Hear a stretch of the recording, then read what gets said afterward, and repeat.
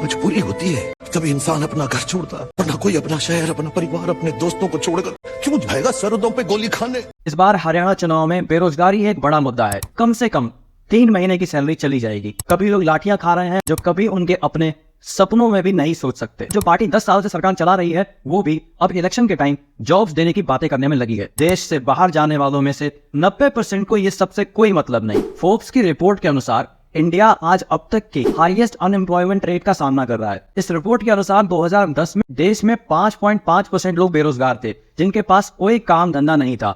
2015 में ये आंकड़ा 5.4% पर था, 2020 में 8% और आज 2024 में जून तक की रिपोर्ट के अनुसार 9% लोग बेरोजगारी में जी रहे हैं। ये आंकड़ा कितना बड़ा है कि 140 करोड़ की आबादी में अगर हम माइनस और बुजुर्गों को हटा दें तो करीब 80 करोड़ लोग इस रेंज में आते हैं जो जॉब कर सकते हैं, और 9% होता है ऑलमोस्ट 7 करोड़ लोग जिनके पास कोई रोजगार नहीं है। आपको जान के हैरानी होगी कि इनमें से लगभग 2.5 करोड़ से ज्यादा लोग सरकारी नौकरी की प्रिपरेशन कर रहे हैं, और कितनों को नौकरी मिलेगी ये वक्त ही बताएगा।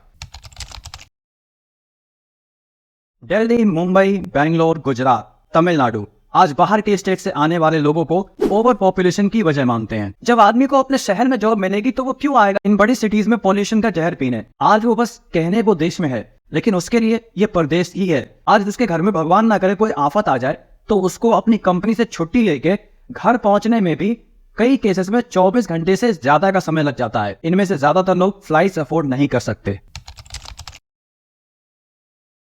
पंजाब में कनाडा जाने का अलग ही फैशन है और बाकी स्टेट के लोग दुबई निकल जाते हैं क्योंकि वहां फ्रेश एयर, चमक धमक भरी नाइट लाइफ और खूब सारी सुविधाओं के साथ बढ़िया पैसे भी हैं। लेकिन सच तो ये है कि देश से बाहर जाने वालों में से 90% को ये सबसे कोई मतलब नहीं। वो बस वहां पैसा कमाने के लिए जाते हैं। विदेश में जाके वो काम करते हैं जो कभी उनके अपने सपनों में भी नहीं सोच सकते। उन छोटे छोटे स्टोर रूम जैसे कमरों में रहते हैं जहां हमारा और आपका एक्स्ट्रा पुराना फर्नीचर पड़ा है। दिन में ड्यूटी और नाइट घर पे वीडियो कॉल करने में ही खत्म हो जाती है। यही नाइट लाइफ है उनकी। उनके घरों पे ना जाने कितनी होली, दिवाली, ईद, बर्थडे उनके बिना ही मनाए जाते हैं क्योंकि इंडिया आके रिटर्न होने में कम से कम 3 महीने की सैलरी चली जाएगी। तो आप बोलेंगे फिर क्यों लोग विदेश जाने के लिए पागल हुए पड़े हैं, देश में ही कमा लेंगे। इंडिया में एवरेज सैलरी 15 से 20 हजार है जिसमें आदमी अपना पेट काट के भी बड़ी मुश्किल से 10,000 रुपए अपने घर भेज पाता है।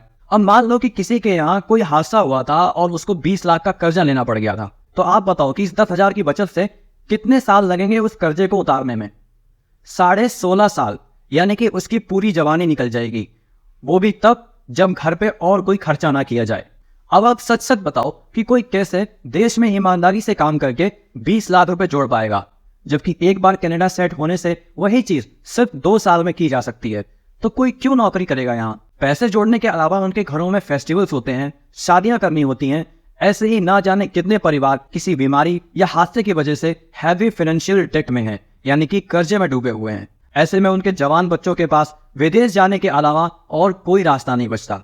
कई बार इन घरों से लड़कियां भी विदेश जाती हैं और उनके साथ क्या सिचुएशंस होती हैं ये आप सुन भी नहीं सकोगे। कोई मजबूरी होती है जो आदमी अपना मुल्क छोड़ता है।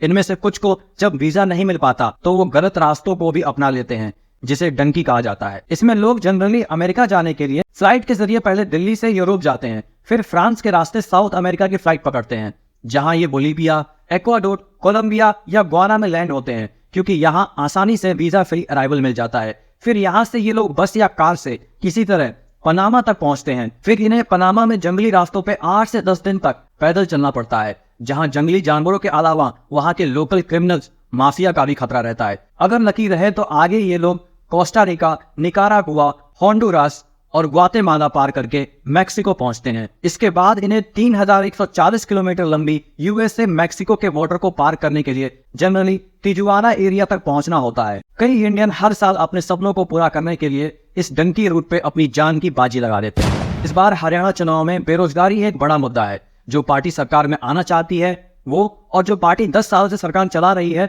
वो भी अब इलेक्शन के टाइम जॉब्स देने की बातें करने में लगी है।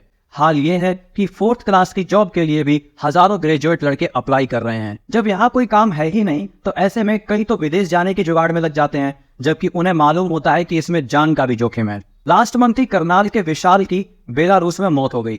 विशाल डंकी रूट यानी अवैध तरीके से जर्मनी जा रहा था।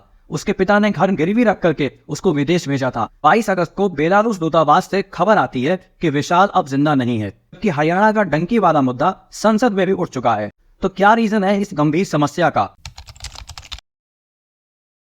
देश में गुजरात मॉडल बस एक ही है, cyber city, IT hub, industrialisation केवल कुछ सेलेक्टेड स्टेट के ही नसीब में है और बाकी के स्टेट्स को वहां जाके पॉपुलेशन बढ़ाने की अपॉर्चुनिटी दी गई है। कभी लोग लाठियां खा रहे हैं तो कभी किसी घटना की वजह से इजीली टारगेट किए जाते हैं, क्योंकि प्रदेश में उनका है ही कौन। तो इतने बड़े देश में क्यों जॉब अपॉर्चुनिटी को एक्सपेंड नहीं किया जा सकता?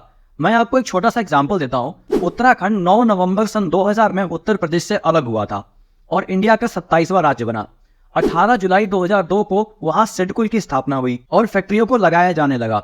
आज पंतनगर, रुद्रपुर, हरिद्वार, सितारगंज, देहरादून, रुड़की में यूपी के लोग कभी ना कभी जॉब के लिए गए ही होंगे। मैं यहाँ उत्तराखंड के शानदार टूरिज्म इंडस्ट्री की तो बात ही नहीं कर रहा। हम अभी केवल फैक्ट्रियों और कंपनियों की बात कर रहे हैं जिनमें आधे यूपी के नौजवान नौकरी के लिए जाते हैं। तो मुझे समझ में नहीं आता कि कौन ये लोग डेवलपमेंट का प्लान बनाते हैं और ये कृपा की बारिश कुछ ही स्टेट में क्यों होती है?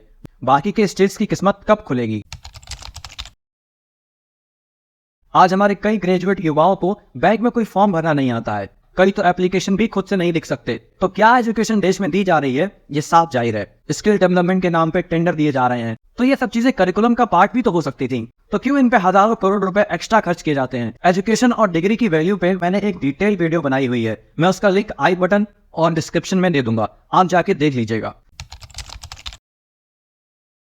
देश में सफिशिएंट जॉब है ही नहीं और जिन पे भर्ती आती है तो पेपर लीक हो जाता है, एग्जाम करवाने वालों का तो पैसा बन जाता है और हमारे नौजवान युवा अपने कई सालों की मेहनत को ऐसे ही बेकार होते देखता रह जाता है। अगर आप किसी भी गवर्नमेंट डिपार्टमेंट में जाएं तो आप देखेंगे कि वहां स्टाफ की कमी है। एक ही बंदा कई लोगों को हैंडल कर रहा होता है, वो खुद परेशान होकर चिड़चिड़ा हो चुका होता है, लेकिन नई भर्ती कब होगी ये कोई नहीं जानता।